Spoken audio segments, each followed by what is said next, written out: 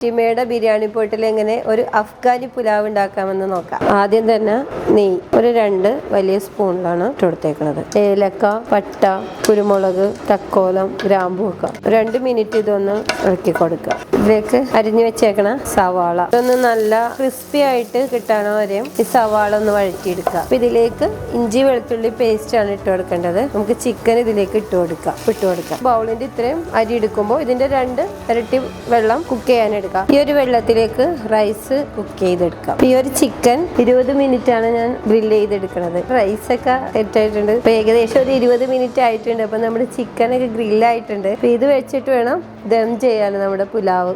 കുറച്ച് റൈസ് ഒക്കെ ഇട്ട് കൊടുത്തിട്ട് ഒരു 10 മിനിറ്റും കൂടി ദം ചെയ്തെടുക്കാം. ഷുഗർ ഇട്ട് കൊടുക്കാം. ഒരു ഷുഗർ സിറപ്പിലേക്ക് വേണം ഈ ഒരു ക്യാരറ്റ് ഇട്ട് കൊടുക്കാനും ഇതുപോലെ മുന്തിരി ഇട്ട് കൊടുക്കാനും അതുപോലെ കുറച്ച് നട്ട്സ് ഒരു 2-3 മിനിറ്റ് മാത്രം ഒന്ന് ഇളക്കി കൊടുത്താൽ മതി. അത് കഴിഞ്ഞ് ഫ്ലെയിം ഓഫ് ചെയ്യാം. പോട്ടിന്റെ ഫീച്ചർ എന്താണെന്ന് വെച്ചാൽ ഈ ഒരു ലിഡ് ആയാലും ഈ ഒരു ഹാൻഡിലായാലും ഒട്ടും തന്നെ ചൂടാകൂല. അഫ്ഗാനി പുലാവ് റെഡി ആയിട്ടുണ്ട്. അപ്പൊ നമുക്ക് അത് സെർവ് ചെയ്യാം. നമ്മുടെ വീട്ടിൽ ചെറിയ ഫംഗ്ഷൻ ഒക്കെ വരുമ്പോൾ ഈ ഒപ്റ്റിമയുടെ ബിരിയാണി പോട്ട് ഉപയോഗിച്ച് നല്ല അടിപൊളി പുലാവ് ഒക്കെ ഉണ്ടാക്കാം. അപ്പൊ നിങ്ങൾ എല്ലാവരും തീർച്ചയായിട്ടും ഉണ്ടാക്കി നോക്കണം. Okay, by.